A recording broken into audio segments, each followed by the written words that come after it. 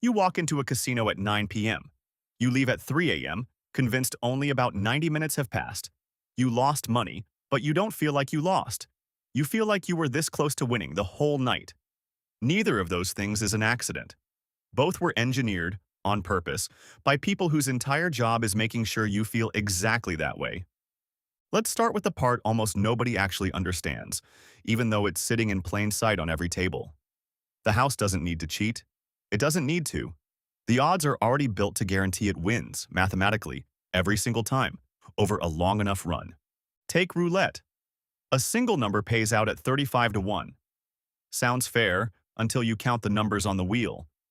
Not 36, but 37, or 38 in America, because of the 0 and double zero. Those two extra slots don't pay out to anyone. They're the house's built-in cut, sitting quietly on every spin, worth about 5% of every dollar wagered over time. You're not playing against bad luck. You're playing against arithmetic that was rigged before you sat down, using nothing but two extra green pockets. Slot machines are worse and stranger. They're not mechanical at all anymore. Every spin is generated by a random number algorithm, tuned by law to pay back somewhere between 85 and 98% of what goes in, depending on where you are. That means for every $100 fed into the machine, the house is guaranteed to keep somewhere between $2 and $15 forever, no matter how the reels look like they're spinning. And here's where it gets genuinely unsettling. Those machines are engineered to make losing feel like almost winning. It's called the near-miss effect. Two cherries and then, just barely, a third symbol away from the jackpot, over and over. That's not random bad luck. Slot designers deliberately weight the reels so near misses happen far more often than true chance would allow, because a brain that thinks it's close keeps playing longer than a brain that thinks it lost outright. This isn't a guess. It's decades of psychology, going back to experiments in the 1950s on what's called variable ratio reinforcement. Rewards that arrive unpredictably create the strongest, most addictive urge to keep going, stronger than a reward you can actually predict. A slot machine is, essentially, that exact experiment, built into a piece of furniture, wired to lights and sound. And the manipulation doesn't stop at the machine. Walk the floor of a major casino and count how many clocks you see. Count the windows. There typically aren't any.